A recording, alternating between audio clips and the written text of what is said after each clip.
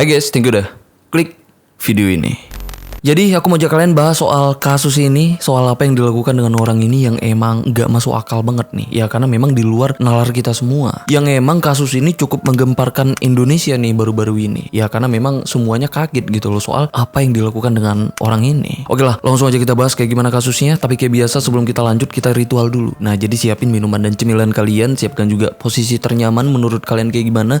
Jadi kalau udah nyaman, udah santuy. Nah jadi soal kasus ini, yuk kita bahas.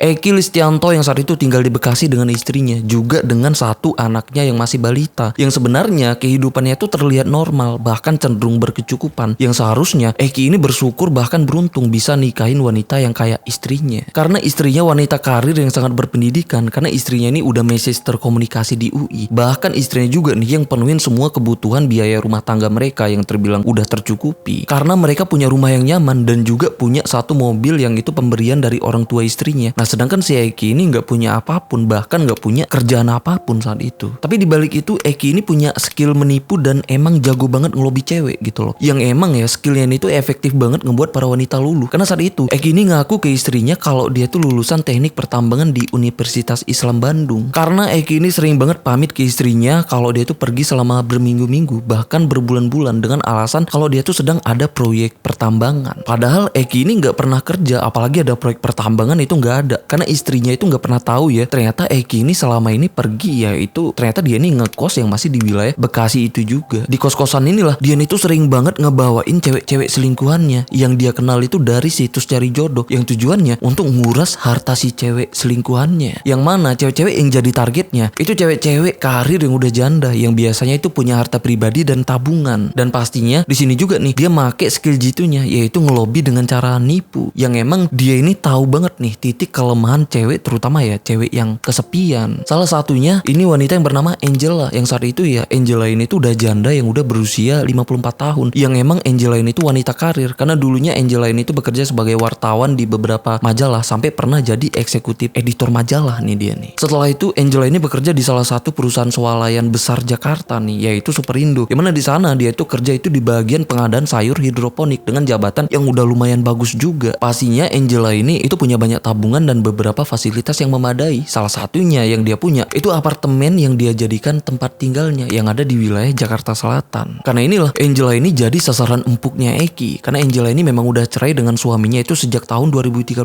lalu, dan saat itu juga di apartemennya Angela ini memang tinggal sendiri. Jadi karena ini kebetulan Angela ini juga itu pakai situs cari jodoh. Nah karena mungkin butuh temen gitu ya dia ini. Nah jadi disinilah dia ini tuh kenal dengan si Eki. Awalnya mereka ngobrol itu ngebahas soal proyek hidroponik, karena Eki ini tahu latar belakangnya Angela yang kerja di Superindo itu bagian ya sayuran hidroponik. Yang mana di sini Eki ini tahu banget kalau wawasannya Angela itu soal sayur hidroponik. Di situ seolah Eki ini tuh kerja sebagai supplier hidroponik juga dan benar-benar berusaha memahami hidroponik juga ya supaya obrolan awal mereka nyambung. Setelah percakapan mereka udah benar-benar nyambung dan bahkan mereka ini udah sama-sama nyaman, mereka pun akhirnya memutuskan untuk ketemuan nih di Kuningan City Mall yang ada di Jakarta Selatan ya untuk ngebahas proyek sayur hidroponik yang udah mereka rencanakan. Dari sinilah Eki ini mulai membentuk alurnya, mulai melobi dan memanfaatkan titik kelemahan wanita karir tanpa suami, sampai Eki ini benar-benar bisa jadi sosok pelengkap di hidupnya Angela ini. Makin lama hubungan mereka pun jadi makin deket. Tapi saat itu Angela ini taunya kalau Eki ini lelaki lajang yang cuman tinggal sendirian di kosannya yang ada di Bekasi, dan juga nganggap Eki ini lelaki lajang yang punya pemikiran yang sama dengan dia. Karena ini Angela pun mulai sering datang main ke kosannya Eki. Gitu juga sebaliknya, Angela juga itu mulai sering ngajak Eki ini main ke apartemennya, dan mereka pun di sini ya udah mulai sering barengan. Dan di sini Angela ini benar-benar udah masuk di perangkapnya Eki. Di balik itu Eki juga kadang-kadang pulang ke rumah istrinya yang ada di Bekasi, yang seolah kalau dia itu baru pulang dari proyek tambangnya. Yang aku nggak paham ya, gimana kok bisa gitu ya istrinya ini benar-benar nggak curiga. Yang padahal ya setiap Eki ini pulang, Eki ini tuh nggak pernah bawa uang. Bahkan yang lebih parahnya, Eki ini di rumah itu sering banget ngutang di pinjol. Bahkan mobil pemberian orang tua istrinya pun itu sampai dia jual loh. Nah jadi pulang-pulang bukannya bawa berkah, justru bawa beban. Jadi gitulah cara dia nipu istrinya dan juga nipu wanita-wanita lain yang nantinya ini bakal jadi kasus. Nah jadi langsung aja nih kita masuk ke kronologinya.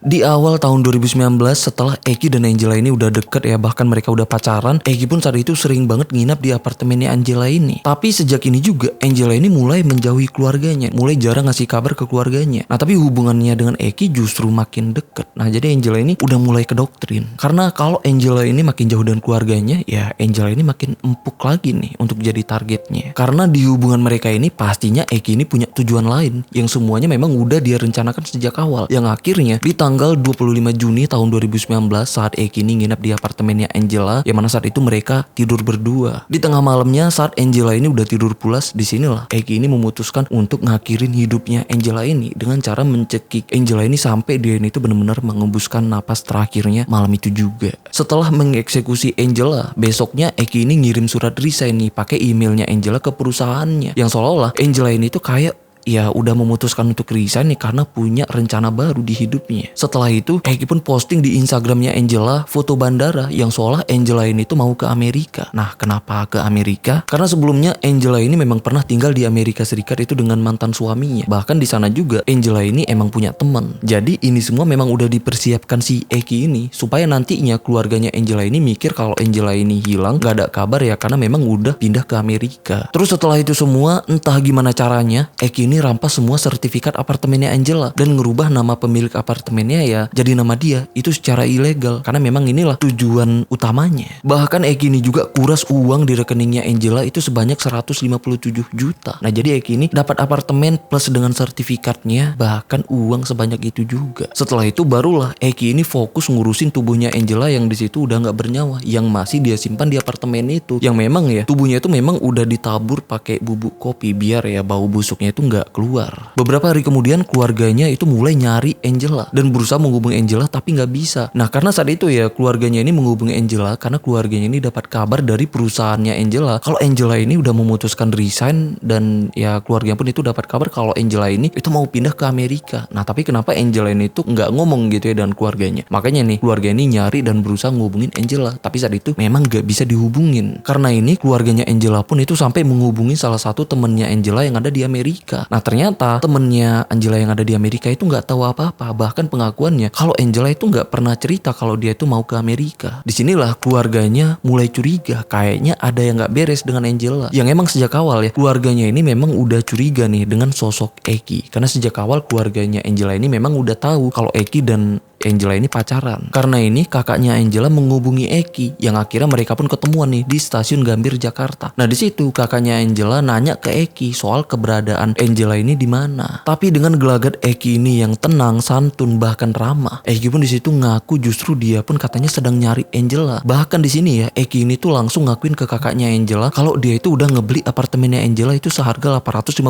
juta dan surat apartemennya juga itu udah balik nama ke nama Eki ini. Nah tapi saat itu ya Angela ini itu masih belum tanda tangan di suratnya nih soal persetujuan. Sedangkan si Eki ini ngakunya kalau dia itu udah melunasi semua harga apartemennya. Jadi intinya Eki ini juga ngaku kalau dia pun itu sedang nyari Angela karena dia ini merasa dirugikan gitu loh. Karena setelah dia melunasi uang apartnya ya justru Angela ini menghilang. Belum ada tanda tangan untuk persetujuan di sertifikat apartemennya gitu tuh. Dia ini curhat dengan kakaknya Angela dengan bahasa yang sopan, santun dan juga ramah. Yang emang karena ini awalnya kakaknya pun itu percaya-percaya aja. Ya karena memang Eki ini penipu ulung gitu loh. Tapi keluarganya Angela ini saat itu tetap resah karena Angela sama sekali nggak ada kabar. Nah tapi setelah ini ya keluarganya pun itu nanyain Angela ini ke teman-teman kerjanya gitu loh. Nah disinilah salah satu teman kerjanya Angela itu ngaku kalau dia tuh terakhir kali ngeliat Angela itu di Bandung karena saat itu Angela ini emang ada ya kunjungan kerja di Bandung dari perusahaannya. Karena sehari sebelum Angela ini dihabisin, Angela ini memang sedang menjalani tugas kerjaannya tuh yang ada di Bandung. Nah tapi setelah itu Angela ini tuh langsung pulang ke Jakarta. Tapi saat itu karena nggak ada yang tahu Angela ini sebenarnya sempat pulang ke Jakarta, apalagi dengan pengakuan teman kerjanya yang terakhir kali ngelihat Angela ini di Bandung. Keluarganya Angela pun ngelapor hilangnya Angela ini itu ke kepolisian yang ada di Bandung karena Angela ini dianggap hilang di Bandung saat itu. Yang saat itu ya polisi Bandung pun itu langsung melakukan pencarian ya tapi memang nggak ditemukan. Karena Eki tahu polisi udah mulai turun tangan nyari Angela, dia pun di sini mulai panik. Nah akhirnya di bulan Agustus tahun 2019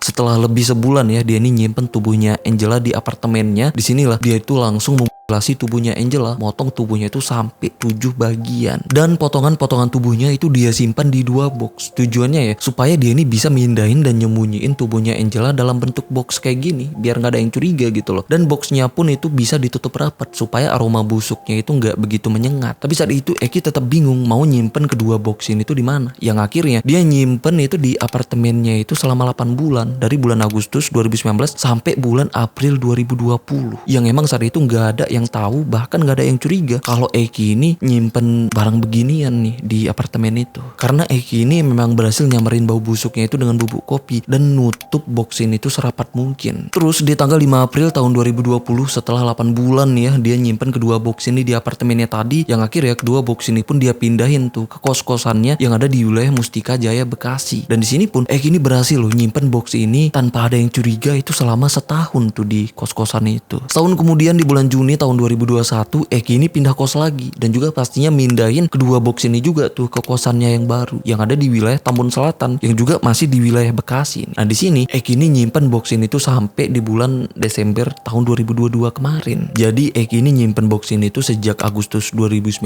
sampai Desember 2022 loh. Nah berarti udah lebih sekitar 3 tahun nih dia ini nyimpen box ini yang memang selalu dia bawa gitu ya kalau dia pindah. Dan di saat bersamaan ya, saat itu Eki ini terus nargetin cewek-cewek lain lagi nih yang emang dia ini udah dekat dengan beberapa cewek yang dia kenal itu dari situs cari jodoh, yang emang cewek-cewek itu juga sama kayak Angela, ciri-ciri cewek yang jadi targetnya gitu loh, dengan umpan jitunya yang sama kayak dia ini ngedekatin Angela tadi. Bahkan cewek-cewek itu sering dia bawa ke kosannya dimana dia nyimpen box ini. Nah tapi nggak pernah ada yang curiga. Dan di saat yang bersamaan juga sesekali Eki ini tetap pulang juga nih ke rumahnya nemuin istrinya, yang saat itu istrinya tahu ya kalau Eki ini tuh baru pulang dari kerjaan proyek tambangnya. Nah setelah itu ya dia pun pamit pergi lagi dengan alasan yang sama lagi, yaitu pergi kerja ke proyek tambangnya.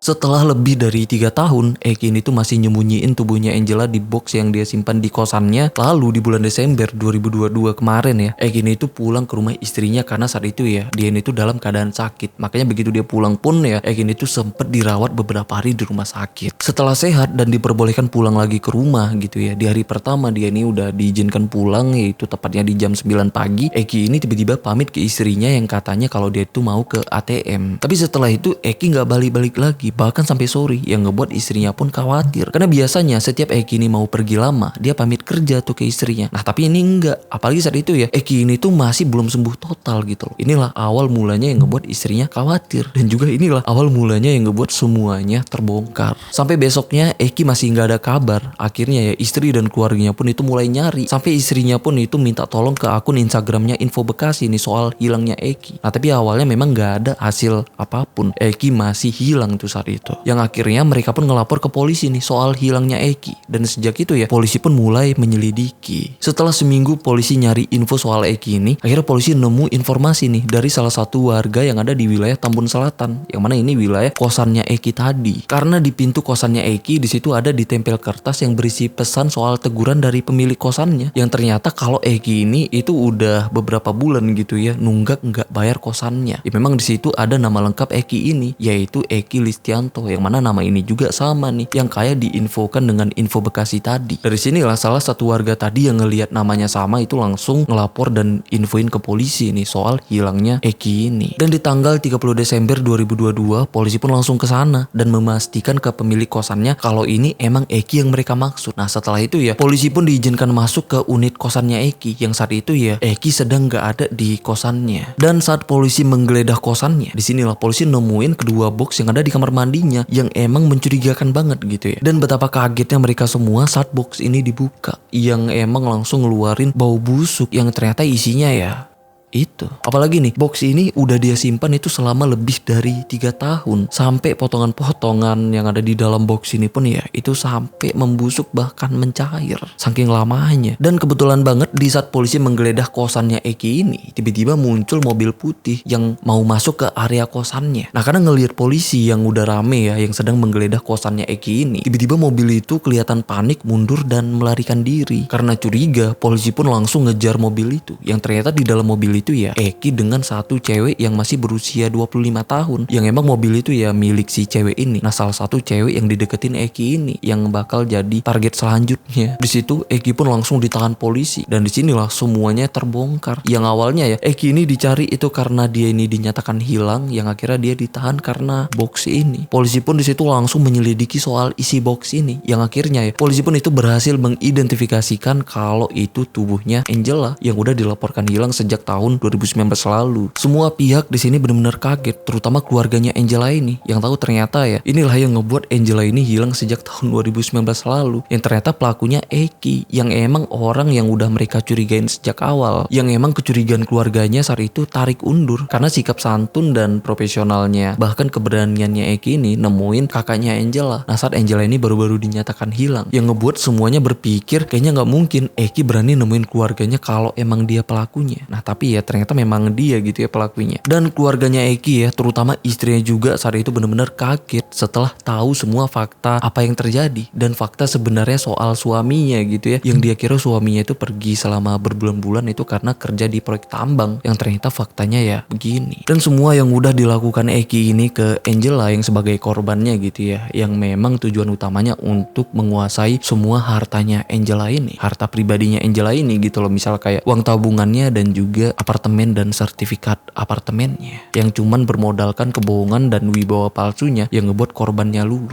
Yang mana saat itu korbannya sebenarnya bukan cuman Angela ini, tapi ada beberapa wanita lain lagi yang memang ya beberapa wanita lain yang sebagai korbannya juga, yang sebagai targetnya juga itu masih belum jadi korban nyawanya gitu loh. Tapi kejahatan Eki ini nyaris sempurna loh, nyaris nggak ketahuan sama sekali. Dia ini tuh berhasil lolos gitu ya selama 3 tahun lebih. Tapi semuanya terbongkar itu berkat tunggakan kosannya yang ditulis dengan pemilik kosannya dan juga laporan istrinya. Nah kalau seandainya kejahatan itu nggak pernah ketahuan, bukan nggak mungkin cewek-cewek lain yang saat itu yang sedang dia deketin ya bakal jadi Angela selanjutnya yang berakhir mencair dan musnah di box kayak gini. Tapi syukurnya perjalanan Eki ini udah benar-benar berakhir, yang semoga dia ini dijatuhin hukuman seberat-beratnya dan seadil-adilnya. Karena sampai sekarang hukumannya ini masih belum divonis ya, karena kasus kayak gini memang butuh proses yang panjang di pengadilan. Dan dari kasus ini juga semoga jadi pembelajaran gitu ya untuk kita semua, terutama ya untuk para cewek-cewek gitu loh ya, supaya nggak ada Angela lain di kemudian hari, supaya soal apa yang udah dialamin Angela ini benar-benar bisa bermanfaat gitu ya, karena jadi pembelajaran untuk orang-orang lain di kemudian hari ya, supaya nggak ada Angela yang lain. Nah jadi sampai sini gimana nih menurut kalian soal kasus ini, terutama soal orang ini nih sebagai pelakunya? Tapi aku nggak habis pikir sih gimana caranya dia ini bisa makan, tidur, beraktivitas di kosannya sedangkan di situ dia nyimpen box kayak gini. Dan menurut kalian hukuman yang cocok untuk pelaku kayak gini apa ya hukumannya? Ya kalian tulis aja di kolom komen di bawah. Dan soal pembahasan kedepannya serunya kita bahas kasus apa lagi, mungkin kalian nemu kasus yang kiranya cocok gitu ya untuk kita bahas di sini ya, kalian share aja di kolom komen di bawah. Ntar kalau memang kiranya pas gitu ya untuk aku bawa ya bakal aku up di next konten.